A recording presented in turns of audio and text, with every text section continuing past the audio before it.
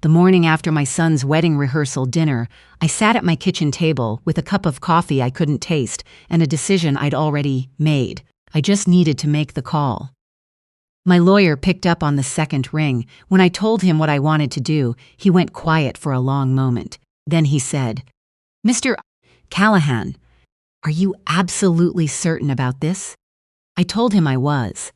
What I didn't tell him was that I'd been certain since the moment my daughter-in-law's father looked at the gift I'd brought, turned it over in his hands like it was a piece of junk mail, and set it back down on the table without a word. And her mother, my son's future mother-in-law, laughed, not a polite laugh, a real one, the kind that fills a room. "A handmade fishing journal," she said. "How sweet, like something from summer camp." My son said nothing. That's the part I keep coming back to, not what she said. What he didn't say. Let me back up. I grew up in eastern Tennessee, in a town small enough that everybody knew your business, and poor enough that nobody had much business worth knowing. My father worked at a lumber yard. My mother took in alterations on the side, hemming pants, letting out seams, fixing zippers on winter coats for people who couldn't afford new ones. We weren't destitute, but we watched every dollar twice before we spent it. I learned to fish when I was 6 years old. My grandfather took me to a creek behind the Methodist church with a cane pole and a coffee can full of red worms, and I caught a bluegill about the size of my palm. He told me to hold it carefully, unhook it slow, and let it go gently. "A fish that size has a whole life ahead of it," he said. "No reason to end it for nothing." I thought about that lesson more times than I can count. I fished all through high school. I fished in the Army when I could find the time and the water. I fished after I got back and started working construction, first as a laborer, then as a foreman, then as a site supervisor. I fished on weekends when my wife was still alive, and I fished after she passed because it was the only thing that made the silence feel comfortable instead of empty. Over the years, I kept a journal. Nothing fancy, a composition notebook at first, then a spiral-bound one, eventually a proper leather-bound book my wife gave me for our 20th anniversary. I logged the date, the location, the weather, the water temperature when I knew it, what I caught, what I used, what worked, what didn't. I wrote notes about the water, which stretches ran cold in August, where the base held in early spring, what the sky looked like right before a storm pushed the crappie into the shallows. I also wrote other things, memories, thoughts. The time my son, when he was 9 years old, caught a 20-inch brown trout and cried because he didn't want to let it go. The afternoon my wife packed a thermos of tomato soup and drove out to meet me at the river because she'd heard the weather was turning cold. The way my grandfather's hands looked, rough and brown and patient when he held a line. By the time my son announced his engagement, I had 34 years of entries in that journal, 3 notebooks worth. I spent 4 months making a copy of it for him. I did it by hand, the same way I'd written the original, sitting at the kitchen table after dinner, transferring the entries I thought mattered most. I edited as I went, took out the boring stuff, left in the parts that told a story, added notes in the margins explaining things I'd never had the chance to explain out loud. Why I chose the river over the lake on my wife's last birthday. What I was thinking the morning I drove home from the hospital after she died and pulled over at a bridge and just stood there watching the water for 20 minutes because I didn't know what else to do. I found a bookbinder in Knoxville who did custom work. Good leather cover, sewn binding, his name on the front. Just his first name, Aldous, the way my grandfather used to write mine in the front of things he gave me. Inside the front cover, I wrote a note to him and to the woman he was marrying. Then I wrapped it in brown paper and tied it with a piece of cord, the same kind I use to wrap fishing line. It wasn't a cheap gift, not in the ways that count. The rehearsal dinner was held at a private club on the east side of the city, the kind of place with valet and a dress code and a menu that doesn't list prices. Because if you have to ask, you probably shouldn't be there. My son's fiancé's family had money. Old money, the kind that comes with a particular accent and a particular way of looking at people who didn't go to the same schools they did. Her father, I'll call him by what he was, her father ran a financial firm. Her mother sat on boards. They had a place in the Hamptons and another in Aspen, and they talked about both of them the way other people talk about groceries. I'd met them twice before that night. Both times I'd felt like I was being assessed. Both times I'd come up short, though no one said so directly. That's the thing about people who were raised with money and manners in equal measure. They can make you feel small without ever raising their voices. I wore my good suit. The one I bought for my wife's funeral and had dry cleaned twice since. I got there early because I'm always early.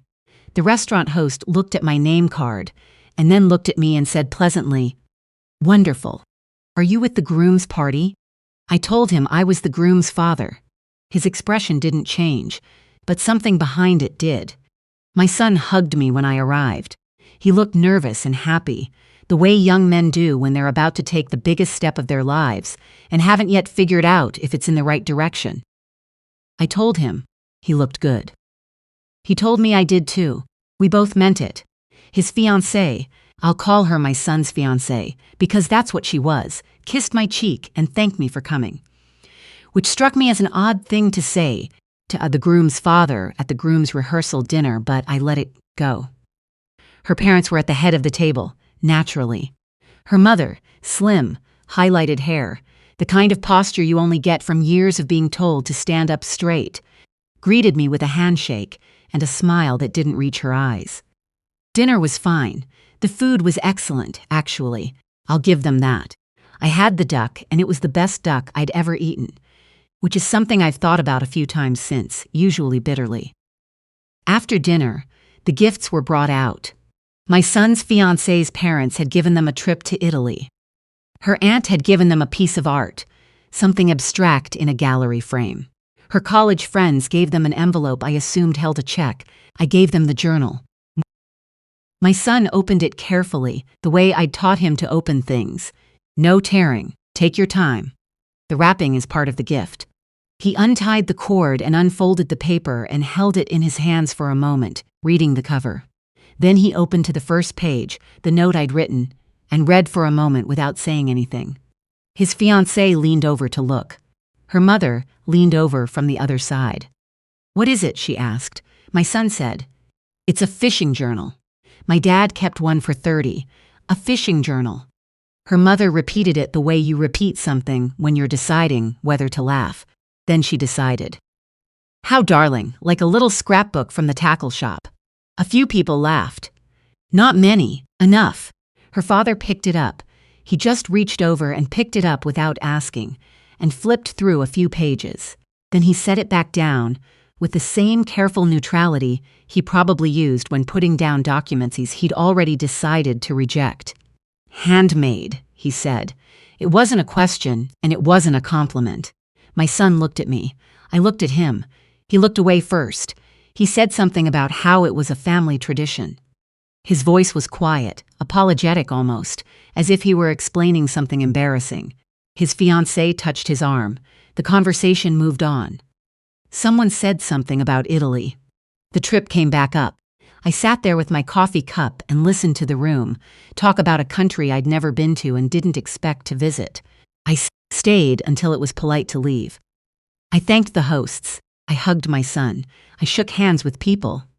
I drove home on a highway I've driven 1,000 times and didn't remember a single mile of it.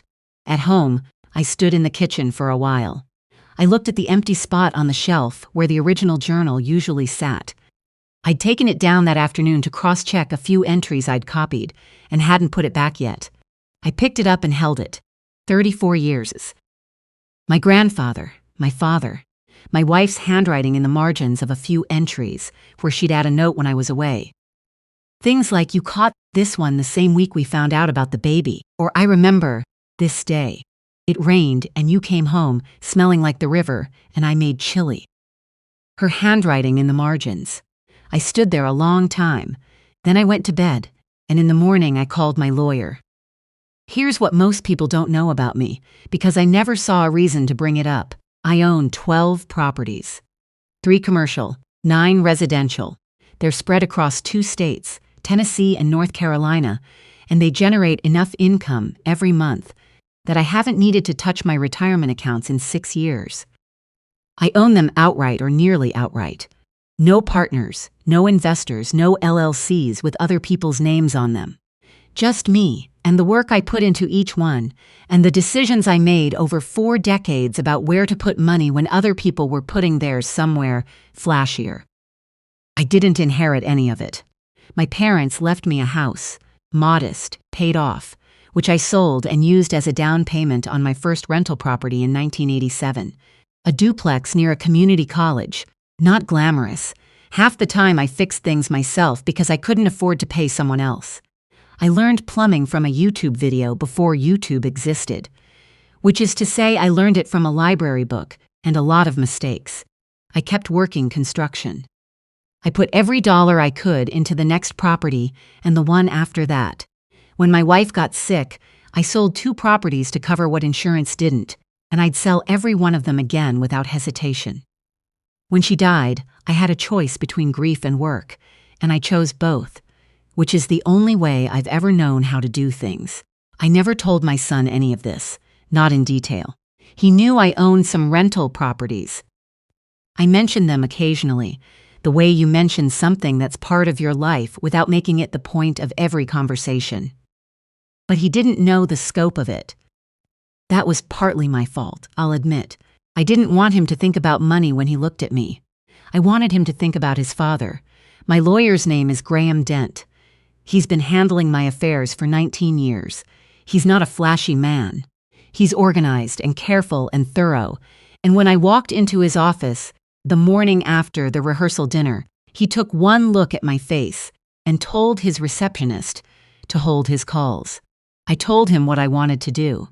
He listened without interrupting, which is one of the things I've always appreciated about him.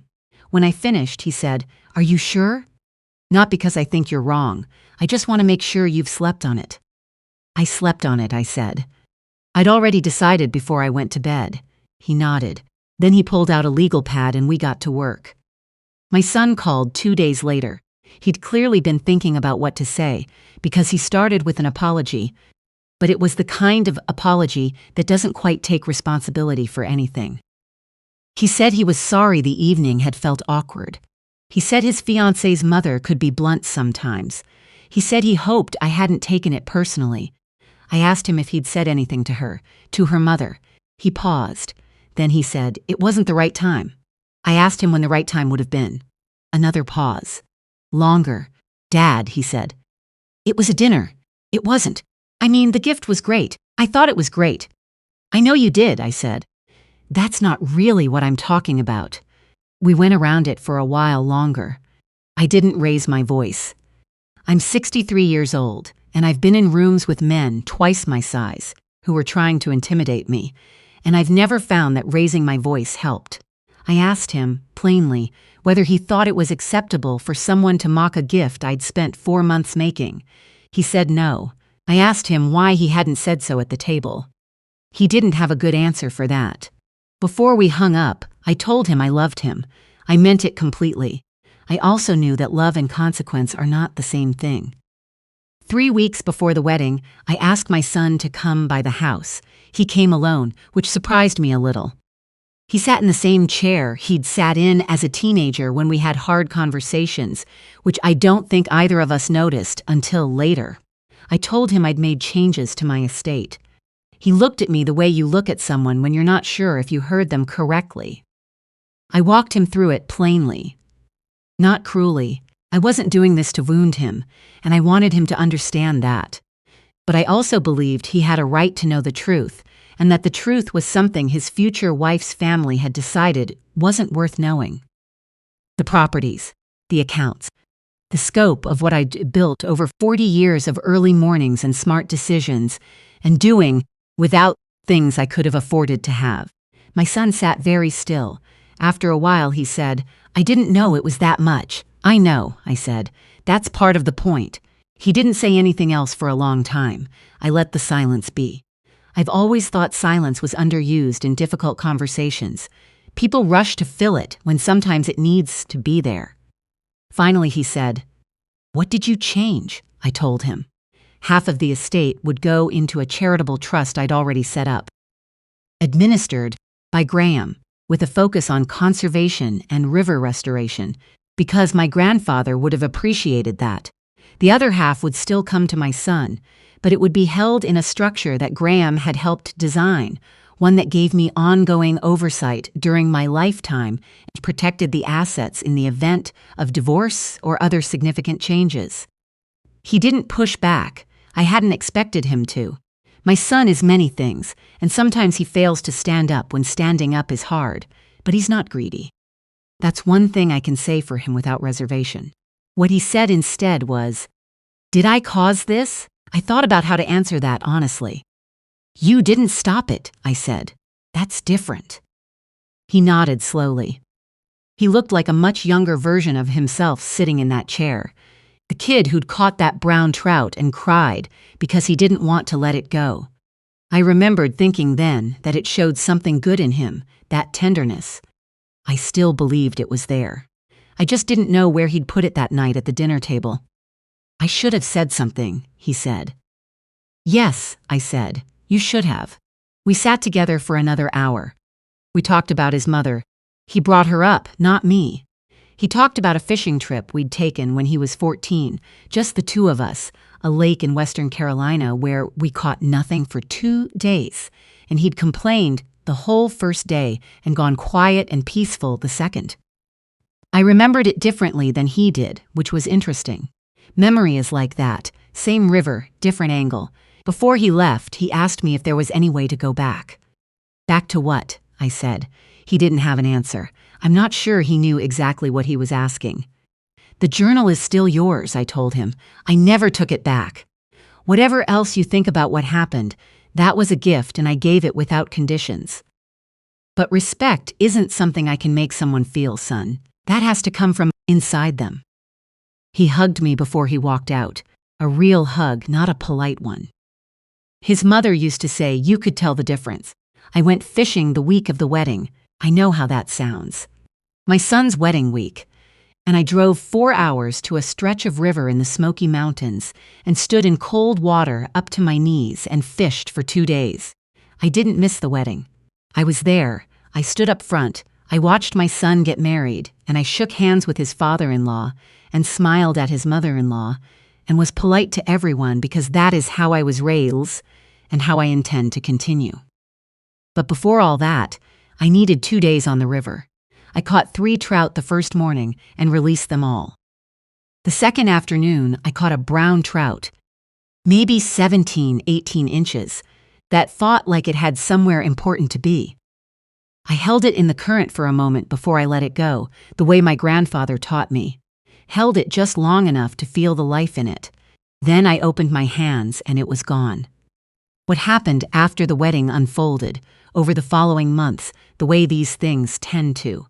Not in a single moment, but in layers. My son and his wife moved into the house they'd bought together. Nice neighborhood, hefty mortgage, the kind of payments that are comfortable when 2 professional incomes are coming in, and less comfortable when circumstances change. His wife was promoted in the spring. He was laid off in August. I didn't offer to help. He didn't ask me to. He did call more after that.